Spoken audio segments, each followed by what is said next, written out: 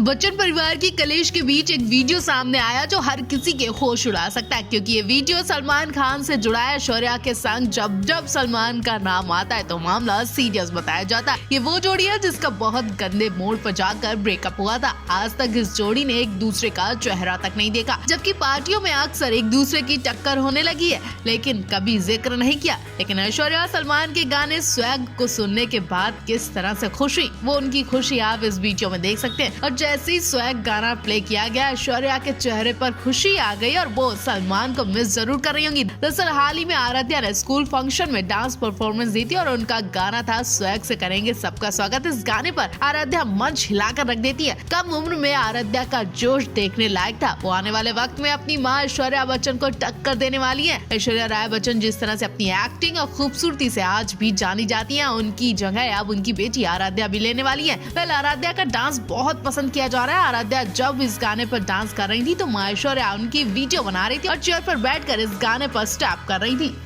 काफी दिनों से बच्चन परिवार की कलेश सुर्खियों में है कि अब श्वेता और अभिषेक ने कॉफी विद करण शो में अपने व्हाट्सएप ग्रुप को लेकर कई खुलासे कर डाले हैं, जिसे सुनकर ऐश्वर्या के रोंगटे खड़े हो गए। श्वेता बच्चन और अभिषेक बच्चन ने फैमिली ग्रुप के कई राज खोल दिए हैं। कॉफी विद करण में बच्चन फैमिली के कायदे कानून के बारे में पता चला। श्वेता ने बताया कि ग्रुप में अमिताभ बच्चन सबसे ज्यादा एक्टिव रहते हैं। ऐश्वर्या राय व्हाट्सएप ग्रुप में सबसे कम एक्टिव रहती है। वो किसी भी मैसेज का कोई रिप्लाई नहीं करती हैं। श्वेता ने ये भी बताया कि ऐश्वर्या को कभी कॉल भी किया जाता है तब भी वो रिप्लाई नहीं करती हैं। आखिर क्या वो श्वेता से नफरत करती हैं? मैंने अपनी माँ जया बच्चन को लेकर भी खुलासा किया। उन्होंने कहा कि माँ सिर्फ गुड मॉर्निंग और गुड नाइट करने के लिए ही आती हैं। शेख ने रिवील किया कि उनके ग्रुप का एक सख्त नियम है कि कोई कहीं भी आता जाता है वो सबसे पहले व्हाट्सएप ग्रुप पर मैसेज करता है। करण के शो में श्वेता ने भाभी ऐश्वर्या के लिए और क्या क्या खुलासे किए वो जल्द ही पता चलने वाले। वेल, अपने बेटे अगस्त की फिल्म की स्क्रीनिंग के बाद श्वेता और ऐश्वर्या बहुत दूर दूर नजर आई थी।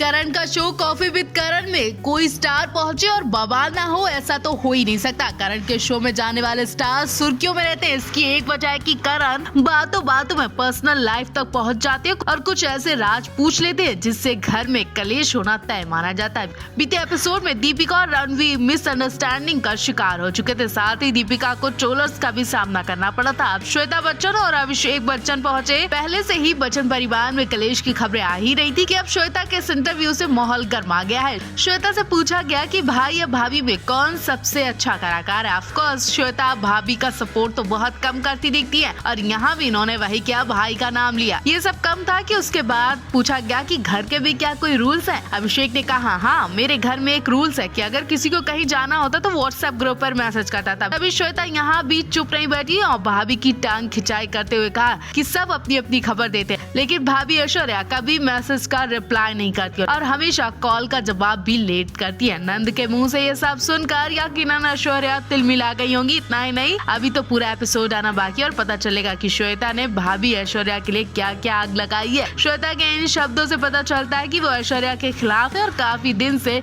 दिल में भड़ास लेकर बैठी थी।